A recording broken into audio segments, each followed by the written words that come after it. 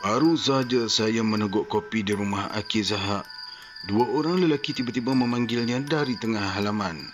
Aki Zahak ini memang kenal baik dengan Pak Tua Mahat saya. Sebab itulah dia juga sangat menghormati saya. Dua orang lelaki itu saya lihat di dalam keadaan yang begitu cemas. Tetapi dia tidak terus memberitahu tujuan kedatangannya. Mereka berdua seolah-olah terkejut melihat saya yang berada di rumah Aki Zahak. Mungkin saya orang baru di situ dan mereka menyangka saya juga datang untuk meminta pertolongan daripada Aki Zahak. Memang ramai orang dari kampung-kampung yang jauh datang ke kampung tempat Aki Zahak tinggal ini. Mereka tahu Aki Zahak selalu dicari orang kerana mahu untuk berubat. Sudah lebih 20 tahun Aki Zahak pindah ke kampung tersebut apabila berkahwin dengan isterinya iaitu Makda Saudah. Apa halnya? Tanya Aki Zahak. Adalah sedikit perkaranya, Aki, sahut salah seorang darinya. Kalau ia pun naiklah dulu. Pelawanya sambil undur sedikit dari muka pintu. Dua orang lelaki itu naik ke rumah. Mereka duduk bersebelahan dengan saya. Saya pula mengulurkan tangan kepada mereka berdua. Mat Deh, ucap saya ketika bersalaman. Sali, sahut lelaki yang duduk berhampiran dengan saya tersenyum. Kami mengangguk tanda mula berkenalan. Saya pula Tonel. Seorang lagi memperkenalkan diri. Mak Deh ni orang kampung aku. Aki Zahak menerangkan kepada mereka. Sengajalah dia ni datang untuk jenguk-jenguk aku. Kebetulan pula dia baru saja tukar kerja di sini. Ujarnya lalu memanggil isterinya supaya membawakan 2 buah cawan lagi. Tidak lama kemudian, Makda Saudah keluar membawakan 2 buah cawan kosong. Dia menuangkan kopi lalu mengulurkan kepada 2 orang lelaki tadi. Kami tidak banyak berbual. Sali dan Tonal kelihatan resah sahaja hendak memberitahu sesuatu. Seolah-olah kehadiran saya di situ mengganggu mereka hendak bercakap dengan Aki Zahak. Cakaplah, apa halnya? Kata Aki Zahak setelah masing-masing terdiam. Begini Aki, jelas Sali tergagap-gagap. Anak abang Amut di Baroh tu jatuh ke lombong. Sampai sekarang tak jumpa. Dia terus memberitahu perkara yang sebenar tujuan kedatangan mereka. Hush, macam mana boleh jatuh lombong tu? Aki Zahak macam terkejut. Mandi dengan kawan-kawannya. Tiba-tiba dia tenggelam. Sampai sekarang tak jumpa. Tonel pula menerangkan. Aki Zahak terdiam. Saya lihat dia merenung sesuatu yang sukar hendak dilihat dengan mata kasar.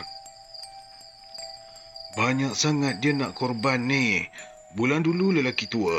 Sekarang ni pula kanak-kanak. Aki Zahak mendengus macam menyimpan dendam. Dengan tidak banyak bicara, saya dan Aki Zahak terus mengikut 2 lelaki tadi menuju ke lombong yang dikatakan. Saya dapati sudah ramai orang yang berkumpul di tepi lombong. Penyelam-penyelam yang didatangkan dari bandar juga sudah silih berganti menyelam ke dalam air. Semua penyelam itu memberitahu susah mahu melihat ke dalam air kerana terlalulah keruh. Sebaliknya, orang-orang kampung sudah tidak sabar lagi. Budak yang mati lemas di dalam lombong itu sepatutnya sudah ditemui. Lombong itu bukanlah luas sangat, tetapi bagaimana pula mayat budak itu tidak ditemui lagi. Ada juga sesetengah pihak mencadangkan supaya menunggu sahaja sehinggalah mayat tersebut timbul. Kononnya kalau mayat mati lemas, ianya akan timbul apabila perut sudah kembung dipenuhi air.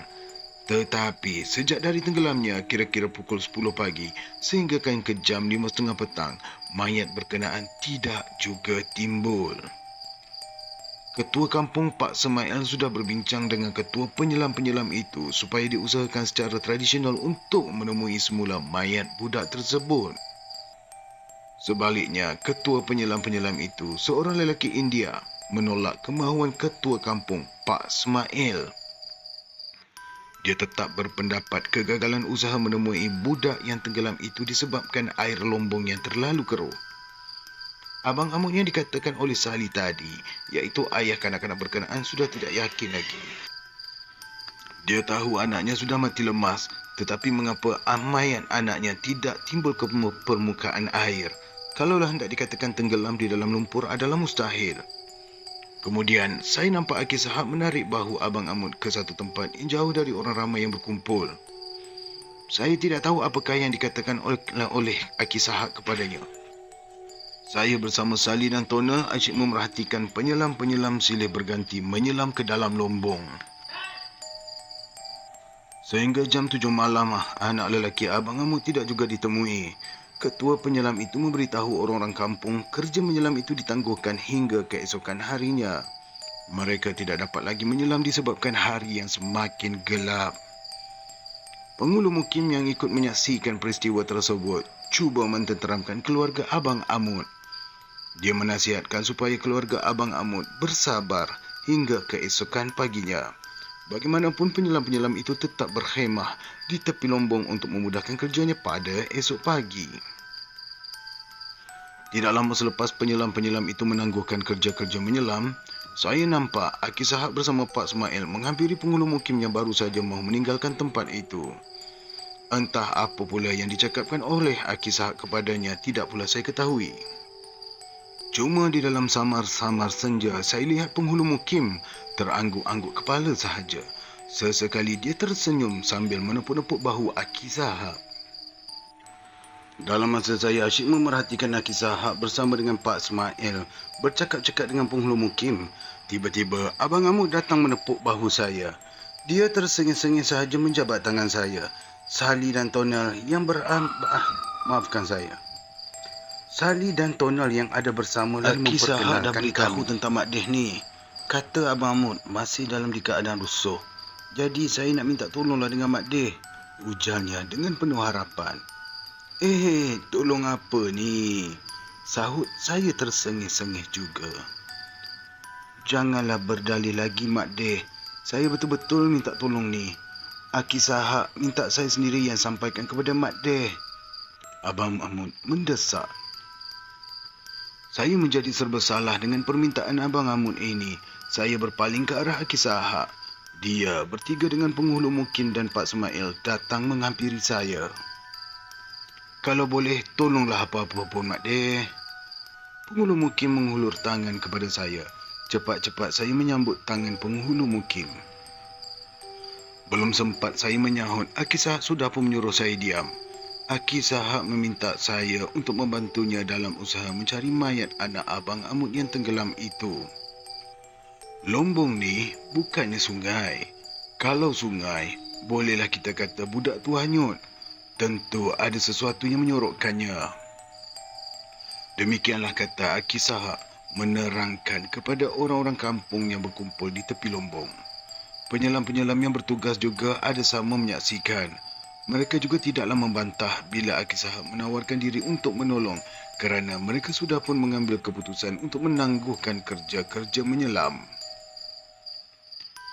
Perlukah bara api dan kemenyan? Soal Abang Amut. Tak payah, ini bukan kerja asap kemenyan. Saya dan Ustaz Mat Deh ni tahulah nak buat macam mana. Aki Sahab memberi jaminan.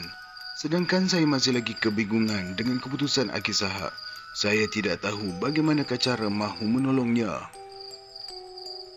Tetapi saya tidak berani untuk bertanyakan kepadanya. Lagipun dia berkali-kali menyebut tentang Pak Tua Mahat, iaitu bapa saudara saya yang sudah lama meninggal dunia. Dia memberitahu tentang Pak Tua Mahat pernah memberitahu dia mengenai diri saya. Kita buat, Mat Deh. Kita buat kerana Allah. Aki Sahab berbisik kepada saya. Sebelum memulakan rancangan Aki Sahab itu, kami semua menunaikan fardu maghrib terlebih dahulu.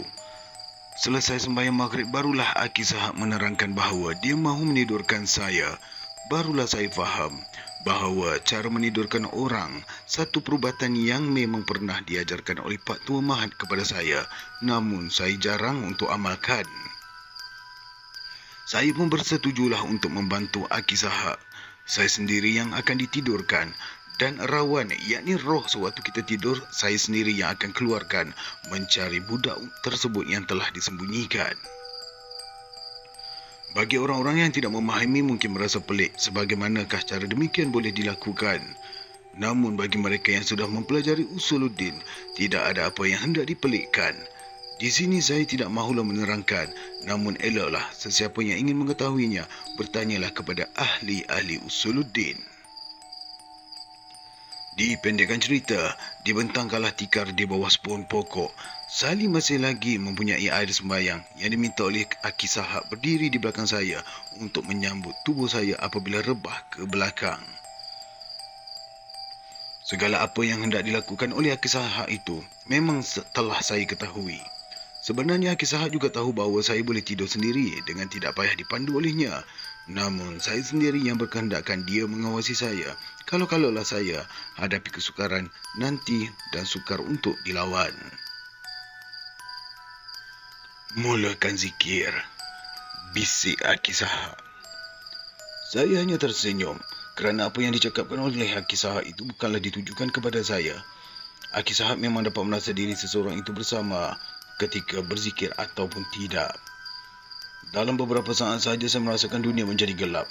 Hanya yang saya dengar hanyalah suara Aki Sahab saja yang memerintahkan supaya saya untuk terus berzikir. Ketika ini saya merasakan diri saya melayang ke udara. Apabila Aki Sahab menyuruh saya melihat diri saya sendiri, saya nampak tubuh saya terbaring di atas tikar. Sekarang kamu cari di mana anak Abang Mut yang tenggelam di dalam lombong ni pagi tadi. Suara Aki Sahab begitu jelas kedengaran di telinga saya. Dengan tidak bertangguh, saya rasakan diri saya terus masuk ke dalam air lombong. Semuanya gelap gelita, tidak kelihatan apa-apa. Kemudian, saya dengar Aki Sahab menyuruhkan saya untuk membacakan surah Wadduha. Setelah saya bacakan ayat berkenaan, semuanya menjadi terang benderang. Ketika ini saya nampak di tengah lombong satu lembaga manusia yang duduk bersila di tengah dasar lombong sambil meriba budak lelaki. Dah jumpa, bisik saya perlahan sambil memerhatikan kelakuan lembaga tersebut. Saya berlegar-legar di dalam air itu mahu menghampiri lembaga yang duduk bersila di tengah dasar lombong sambil meriba budak lelaki. Tiba-tiba dia berpaling memerhatikan ke arah saya. Matanya kelihatan merah menyala-nyala seperti puntung api. Lepaskan budak tu. Perintah saya mengancam lembaga tersebut. Namun dia tidak menghiraukan saya. Saya terus memberi isyarat supaya dia melepaskan mayat anak Abang Amut yang diribanya. Memang saya tahu budak tersebut tidak boleh diselamatkan lagi. Tetapi tidak patut puaka air itu tidak mahu lepaskannya. Kalau puaka air itu berkeras, sudah tentu saya merasakan geruh telah menanti. Sama ada saya akan menerima geruh atau sebaliknya adalah kuasa Allah SWT sahaja. Namun puaka air itu tetap jenis syaitan yang menjadi musuh semua anak Adam. Syaitan juga mempunyai ilmu yang hebat kalau anak-anak Adam itu tidak mempunyai cukup persediaan. Lepaskan. Perintah saya lagi mengancam lembaga botak itu. Budak ini mengganggu anak cucu aku bermain. Sahut lembaga botak itu menyahut cabaran saya. Aku cakap lepaskan. Saya terus memberi amaran.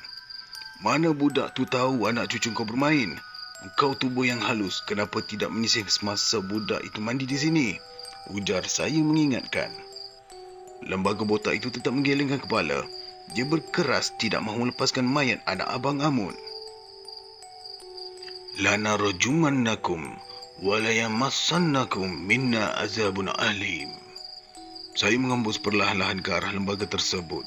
Setiap kali saya mengembuskan nafas, berpuluh-puluh anak panah dengan api menyala menjunam ke tubuh lembaga botak itu. Saya nampak lembaga botak itu menggeliat-liat setiap kali anak panah berapi itu singgah ke tubuhnya. Dia menjerit-jerit sambil meronta, meminta saya berhenti membacakan ayat tersebut. Ampun, minta maaf kami. Ampun.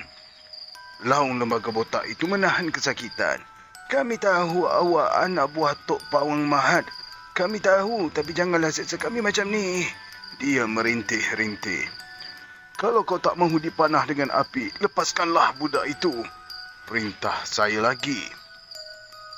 Lembaga itu tidak menyahut. Dia hanya terkial-kial merintih meminta belas kasihan dari saya. Untuk menguji sama ada dia benar-benar mahu mengaku kalah, saya cuba berhenti dari berzikir. Sebaik sahaja saya berhenti berzikir, tiba-tiba dia melontarkan sesuatu ke arah saya. Berdecap rantai besi memukul kepala saya. Belum sempat dia mengulangi untuk melemparkannya. Cepat-cepat saya menguatkan zikir di dalam hati saya. Wah, kau nak main-main ya? Kau nak duga aku? Kau nak duga? Saya mengherdik. Dalam keadaan ini, saya mendengar suara Aki Sahab membisikkan kepada saya, Allahu Akbar. Lantas saya mengucapkan Allahu Akbar 3 kali, kemudian menghembuskan ke arah lembaga botak itu. Seluruh kawasan Lombong itu bergegar bagaikan ditimpa letusan gunung berapi. Tubuh lembaga botak itu berputar-putar seperti debu yang ditiup angin. Dia melolong-lolong meminta saya untuk berhenti dan mengucapkan Allahu Akbar. Minta ampun kami, minta ampun. Dia merintih-rintih menahan gegaran yang menggoncangkan seluruh kawasan Lombong. Sekarang, lepaskanlah budak tu.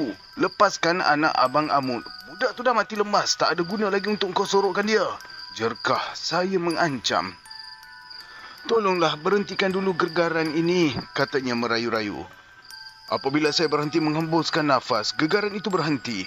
Dia terconggok semula di tengah dasar lombong, meriba mayat anak Abang Amut. Saya lihat dia merintih-rintih seperti orang yang menahan sesaan yang amat berat. Tetapi dia tetap berdegil tidak mahu mengalah. Di dalam keadaan tergigil-gigil menahan kesakitan itu, lembaga berkenaan tidak juga melepaskan mayat anak Abang Amut yang diribanya. Kalau kau berdegil lagi, aku akan bakar kau lagi. Tegas saya mengingatkan. Nantilah dulu, tunggu sampai kami puas bermain-main dengan budak ni. Dia tersenyum mengerling ke arah saya seolah-olah mahu mengejek. Nampaknya awak tak serik, bentak saya. Kami tak mahu lawan Ustaz. Kami nak bermain-main dulu dengan budak ni. Ujarnya ketawa kecil. Kalau nak bermain, kenapa tak main dengan anak cucu kau? Mau tak kalau aku ambil anak cucu kau untuk buat mainan? Saya cuba mengujinya. Apa salahnya kalau Ustaz nak bertukar-tukar? Dia semakin galak ketawa. Ketika ini saya terdengar suara Aki Sahab mengingatkan supaya syaitan jangan dilayan. Memang syaitan sengaja mengelalaikan kita dengan janji-janji kosongnya. Sebab itu kalau berhadapan dengan syaitan, jangan lagi dilayan-layan bercakap. Teruskan sahaja menyerang sampai dia tidak dapat bertahan. Saya tahu memang syaitan tidak boleh dilayan, namun saya cuba mahu menduga sahaja. Saya mahu tahu sejauh mana permainan puaka air yang menjelma sebagai lembaga botak itu. Sebaliknya, Aki Sahab mahu saya bertindak cepat. Mungkin orang ramai yang berkumpul di darat sudah tidak sabar lagi menunggu. Segala pertelingkahan saya dengan lembaga botak itu memang dapat didengar dengan jelas oleh mereka. Bagi orang-orang yang tidak mengetahui seperti penyelam-penyelam yang ada di situ, mungkin mereka merasakan saya sedang merepek atau bercakap sendirian, atau bercakap untuk memperolok-olokkan orang ramai sahaja. Namun kuasa Allah itu tidak dapatlah hendak saya tunjukkan kepada sesiapa. Kecuali mereka yang memahami dan mempelajarinya sahaja. Pengalaman yang sedang saya lalui itu hanya boleh diketahui oleh mereka yang mengetahui tentang ilmu Allah sahaja. Panah saja dengan lanarjumannakum, bisik Aki Sahab. Saya mendengar suara Aki Sahab yang sayup-sayup dari permukaan air. Besarkan tubuh kamu kerana roh manusia boleh membesar tiada dahat, kata Aki Sahab. Saya menarik nafas. Ketika ini saya nampak dengan jelas tubuh saya menjadi besar berkali-kali ganda. Lantas saya tangkap tengkuk lembaga botak itu. Lepaskan, perintah saya keras. Ampun, sahut lembaga botak tergigil-gigil. Taubat, kami tak buat lagi. Kami akan lepaskan budak ni, katanya gementar. Tetapi dia tetap meriba budak itu. Saya berdoa dengan khusyuk dan takwa kepada Allah. Lalu saya hembuskan ke kepala lembaga botak itu. Kepala itu menjadi hancur seperti debu berterbangan. Jeritanya bergema ke segenap pelusuk. Hanya saya saja yang dapat mendengar jeritanya yang menggema itu. Kalaulah semua orang yang berkumpul di tepi lombong itu dapat mendengarnya, tentulah mereka sedar betapa besarnya kuasa Allah SWT. Hanya ayat-ayat Allah saja yang dapat menghancur leburkan segala gangguan syaitan. Malah, ayat-ayat yang dibacakan setiap hari sewaktu menunaikan fardu sembahyang itu boleh menggegarkan jantung syaitan. Sekiranya mereka dapat melihat bagaimana terancamnya syaitan dengan ayat-ayat Allah itu, sudah tentulah mereka insaf dengan diri mereka. Inilah yang berlaku ke atas lembaga botak jemaah dari puaka air itu. Dia tidak dapat menyembunyikan dirinya apabila dibacakan surah Wad-Duha. Kemudian seluruh anggotanya menjadi debu bila dibacakan ayat-ayat Al-Quran. Kalaulah dengan ayat-ayat Quran gunung boleh dihancur leburkan, apa sangatlah kepada Allah kalau mahu meleburkan makhluknya seperti syaitan itu. Sebaik sahaja tubuh lembaga botak itu berkecam menjadi debu. Mayat anak abang Amun itu terlepaslah dari ribaannya. Sudah dilepaskan mayat budak tu, kejap lagi timbullah saya memberitahu Aki Sahab. Baiklah, sekarang masuk semula ke dalam tubuh kamu dan buka mata. Saya dengar Aki Sahab memberi arahan. Perlahan-lahan saya masuk ke tubuh yang terbaring. Kemudian semuanya menjadi gelap. Apabila saya buka mata, semua orang masih lagi mengelilingi saya. Tatkala saya mau duduk, terdengar suara 2-3 orang memekik dari tepi lumbung. Itu dia, itu dia. Mayat budak itu dah timbul di tengah-tengah lumbung, kata mereka kegembiraan. Tiba-tiba saya tergamam bila Abang Amut memeluk leher saya. Terasa air matanya yang hangat menitis di atas bahu saya. Ketika ini orang ramai sudah mula menarik jenazah Abang Ahmad Amut ke tepi. Ketua penyelam itu segera mendapatkan penghulu mukim dan dia sibuk menyediakan laporan mengenai gerakan mencari mayat budak tersebut. Di samping itu, dia juga telah melaporkan ke ibu pejabatnya mengenai kejayaan menemui mayat itu.